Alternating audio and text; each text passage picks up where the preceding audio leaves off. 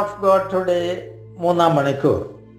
പുറപ്പാട് പുസ്തകം 19 അധ്യായം 1 മുതൽ 8 വരെ വാക്യങ്ങൾ. ഈജിപ്തിൽ നിന്ന് പുറപ്പെട്ടതിൻ്റെ 3-ാം മാസം 1-ാം ദിവസം ഇസ്രായേൽക്കാർ ഈജിപ്തിലെ മരുഭൂമിയിലെത്തി. അവർ റഫീദീമിൽ നിന്ന് പുറപ്പെട്ട് സീനായി മരുഭൂമിയിൽ പ്രവേശിച്ച് മലയുടെ മുൻവശത്ത് പാളയമടിച്ചു. മോശ ദൈവസന്നിധിയിലേക്ക് കയറി ചെന്ന് കർത്താവിൻ്റെ മലയിൽ നിന്ന് അവനെ വിളിച്ച് ഇങ്ങനെ പറഞ്ഞു: യാക്കോബിന്റെ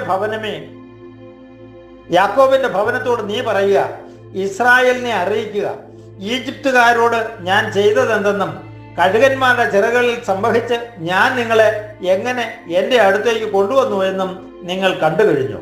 അതുകൊണ്ട് നിങ്ങൾ എൻ്റെ വാക്ക് കേൾക്കുകയും എൻ്റെ ഉടമ്പടി പാലിക്കുകയും ചെയ്താൽ നിങ്ങൾ എല്ലാ ജനതകളിലും വെച്ച് എനിക്ക് ഏറ്റവും പ്രിയപ്പെട്ട എൻ്റെ സ്വന്തം ജനം ആയിരിക്കും.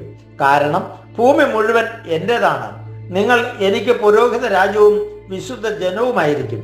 ഇവയാണ് ഇസ്രായേൽക്കാരോട് നീ പറയേണ്ട വാക്കുകൾ. മോശ ചെന്ന് ജനത്തിൻ്റെ ശ്രേഷ്ഠന്മാരെ വിളിച്ച് കർത്താവ് കൽപ്പിച്ച കാര്യങ്ങളെല്ലാം അവരെ അറിയിച്ചു.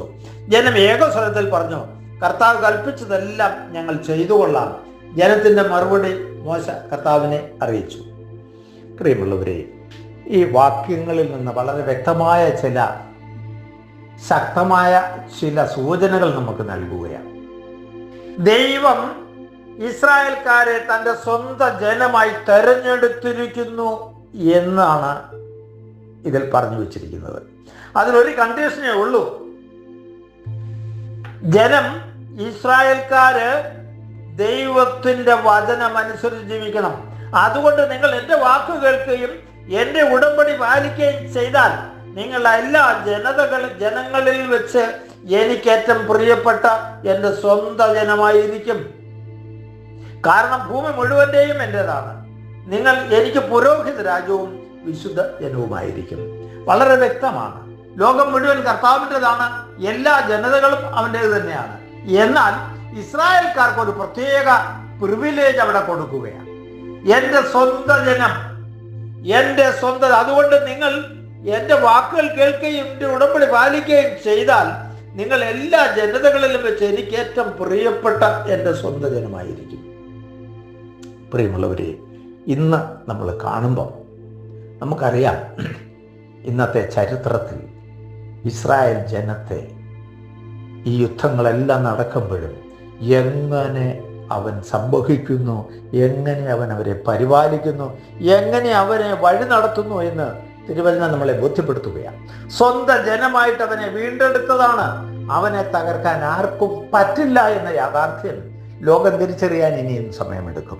നമുക്കിവിടെ ഒരു കാര്യം ചിന്തിക്കാൻ: നമ്മളും പുതിയ നിയമ ജനത ദൈവത്തിൻ്റെ സ്വന്തമാക്കപ്പെട്ട ജനതയാണ്.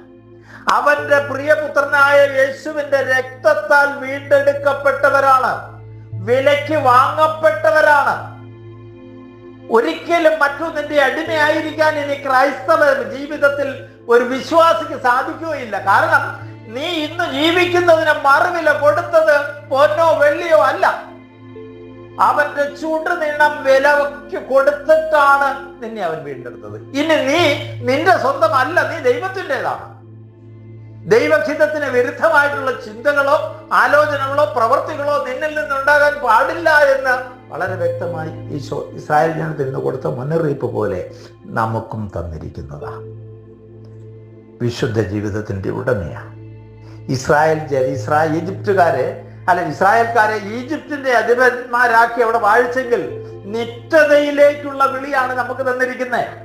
അവൻ വീണ്ടെടുത്ത സ്വർഗീയ കാനാനിലേക്കുള്ള വിളിയാണ് നമുക്ക് തന്നിരിക്കുന്നത്. ആ വിളി സ്വന്തമാക്കിക്കൊണ്ട് ആ നിത്യത അവകാശപ്പെട്ട് അവന്റെ കൂടെ വാഴാൻ, അവന്റെ കൂടെ വസിക്കാൻ, അവന്റെ കൂടെ എല്ലാത്തിലും പങ്കാളിയാകാൻ വിളിച്ചു വേർതിരിക്കപ്പെട്ട ജനം. ഒരു കാര്യം ശ്രദ്ധിക്കണമെന്ന് ഈശോ നമ്മളോടും അടിവരയിട്ട് പറയുക: ഞാൻ നിനക്ക് തന്നിരിക്കുന്ന കൽപ്പനകളും ചട്ടങ്ങളും. നമുക്ക് 10 കൽപ്പനയാണ് തന്നിരിക്കുന്നത്. ഈ കൽപ്പനകളും ചട്ടങ്ങളും നമ്മളും അനുസരിച്ച്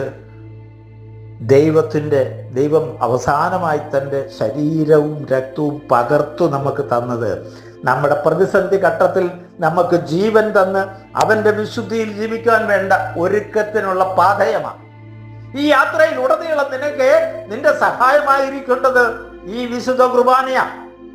ആ വിശുദ്ധ കുർബാനയിൽ ആശ്രയിച്ച് അതിൽ പൂർണ്ണമായിട്ട് സമർപ്പിച്ച് ദൈവത്തോടു കൂടെ ദൈവത്തിൽ ഒന്നായി യാത്ര ചെയ്ത് സിയോൻ സ്വന്തമാക്കാനുള്ള വിളി നമുക്കും തന്നിരിക്കുന്നതാണ്. ആ വിളിയെ നമുക്ക് ഹൃദയത്തിൽ ഏറ്റുവാങ്ങാം, ശ്രദ്ധയോടെ സ്വീകരിക്കാം, വിശുദ്ധിയോടെ ജീവിക്കാം. പിതാവിൻ്റെയും പുത്രൻ്റെയും പരിശുദ്ധാത്മാവിൻ്റെയും നാമത്തിൽ ആമേൻ.